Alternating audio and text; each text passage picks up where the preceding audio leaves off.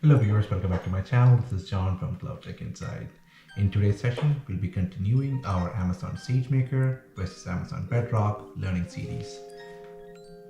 In the past couple of months, I've been hearing a lot of questions around when to use Bedrock, when to use Sagemaker, what is the difference between both. I would say it all depends upon your use case. It again depends upon your use case, again depends upon the maturity of your team in the ML space. All of these factors and the usage pattern, etc., would determine which tool would be the best tool to use. At a high level, in my previous session, I discussed that if your ML demand or generative use case is on demand basis, Bedrock clearly wins. If it's a consistent usage and if there's a consistent traffic, consistent number of users, then Sagemaker wins. And there are a couple of other reasons why some would pick Sagemaker over Bedrock or vice versa. One is understanding how Sagemaker hosts these models. Some of the Sagemaker instance hosts these models using an EC2 instance behind the scene, and in such cases, even if you use the model or not use the model, you still have to pay for those instances. Those charges will still be there. Whereas in Bedrock, you are only using for the input tokens and the output tokens. So pricing model is different. So again, if it's a consistent usage and if you know what model you want to use, Sagemaker clearly wins. You might get a cheaper application built on Sagemaker versus Bedrock. In such instances, it might be expensive. But if it's an on-demand use case, Bedrock clearly wins. Again, in the world of rapid prototyping, Bedrock clearly wins because you have a couple of options, such as the chat playground where you can play with different models and figure out what's the best model for your use case. Whereas on Sagemaker, it's a couple of hops, but still you can host a model. Again, it's not very straightforward compared to Bedrock, but Bedrock quickly, in an instant, you open the instant, you can get the playground up running and play with these different models. And then comes depends upon your team's maturity. It depends upon where your team is on the ML maturity scale.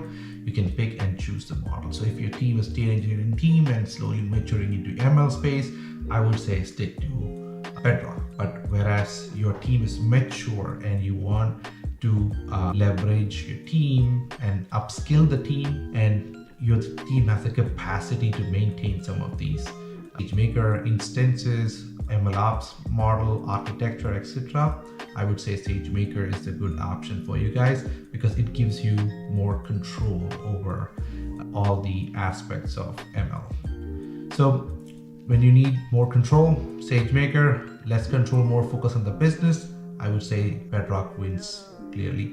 And it's just like any parts which are manual shift versus stick shift, you have more control on the way you drive on SageMaker, and the developer, the people who are working with the SageMaker should also be upskilled to maintain such architecture on SageMaker. Whereas Bedrock, the requirements for skill level is way minimum. People can quickly upskill themselves and then move on building these applications. With that said, I'm moving on to the demo. And before we go to the demo, just want to let you know that I want to talk about the course I released on Amazon Bedrock learning series on udemy.com. I am leaving the link and the coupon code below in the description.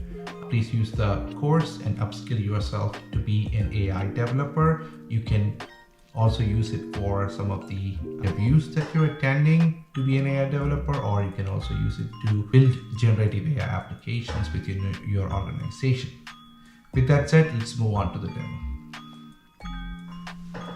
Let's get to the demo. In this demo, I'll be comparing both the features from Amazon Bedrock on the console and see how the inference varies from one tool to another. So this is the Bedrock console. So the main advantage of being on Bedrock is that you can quickly go to the Bedrock menu, pick a chat model from the playground.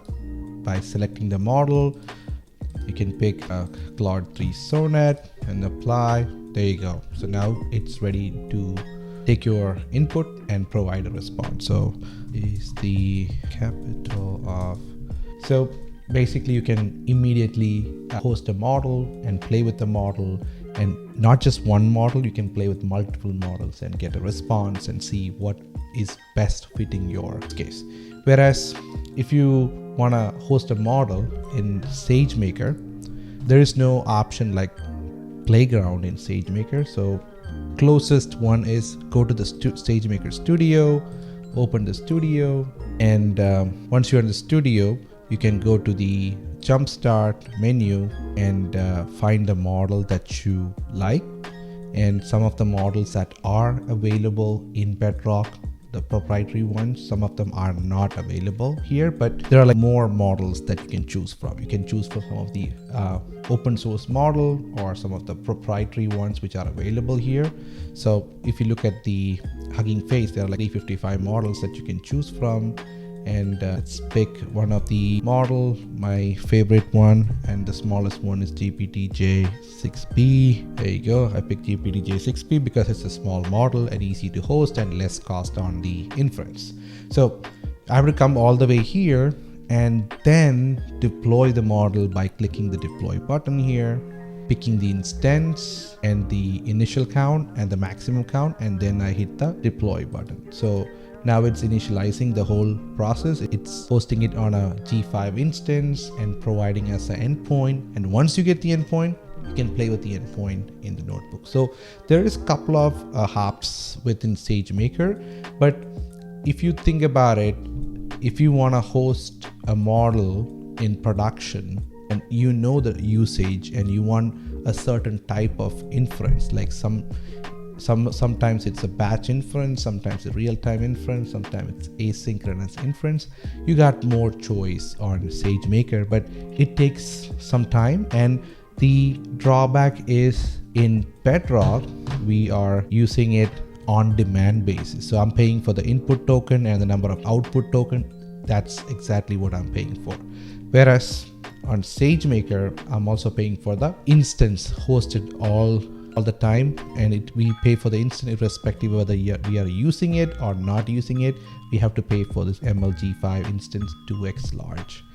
So that's one of the main drawback. Like I said, once you have the usage pattern and the traffic and understanding of the connectivity and the usage, then it's much easier to host a model on Sagemaker, and it's way customizable. You can also handle the throughput by having a larger instance, multi-user connectivities, isolation, and you have more bells and whistles to tweak when it comes to Sagemaker. Whereas in Bedrock, you have very less options. Like you can get the provision throughput. Apart from that, less control over the inference and the hosting of the model.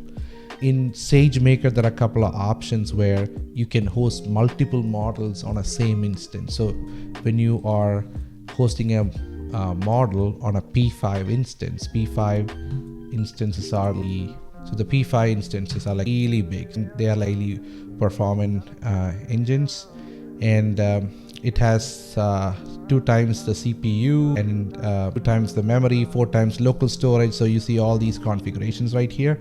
So these kind of instances can host multiple models, not just one model. You can host multiple model and have the endpoints to connect to each and every model. So if you are in a production grade and if you want to play with different models and at the same time you have 2 different use cases but hitting a model which exists on one P5 instance, then Sagemaker has those options. And there are a couple of options. When you update the model, you can always, certain traffic can be sent to one of the old model versus the new model. So if you fine-tune the model and you want to test out the fine-tuned model, you can send like just 10% or 20% of the traffic to the fine-tuned model, and rest goes into the old one. And once you production test and run the model and it looks good, then you can route the entire 100% traffic to the model and you can decommission the old model. So there are a couple of ways you can handle the ML ops in Sagemaker. When it comes to Bedrock, there are lesser options. To tweak the to host a model, it's basically you point to a different model, or you can have to use Route 53 to route the traffic between these two models. So I see a lot of options within Bedrock that is making it easier to host a model, and especially if your team is not mature or maturing into an ML team, Bedrock is the way to go. And if you think that your team is not mature and you're slowly hiring folks to build that team, I would say stick to Bedrock. If you have a mature ML team, I would say Sagemaker is the way to go. So there are various things to consider based on your use case, your team's maturity, and what's your vision for the team, right? Some vision is, hey, I want to focus more on the business. Then Bedrock is a good option. But if there are teams like we are heavy engineering team, we want to build that ML engineering skill set, and we want to build so many models in the future, and a lot of use cases will depend upon some of these models, then I would say Sagemaker is one of the good options. So this is where the Sagemaker instance is being created. Let me see if it's already been created. So once the model is created, there are a couple of ways that you can play with the instance. You can use the predict method, model.predict method, to host the model onto an object, and then you can use the object to provide the input and get the response back. So these are the key differences when it comes to hosting the model. And in the next session, I'll be talking about how to host a batch inference as well as asynchronous inference, and also briefly talk about the different components within the inference within Sagemaker, and compare that with Amazon Bedrock.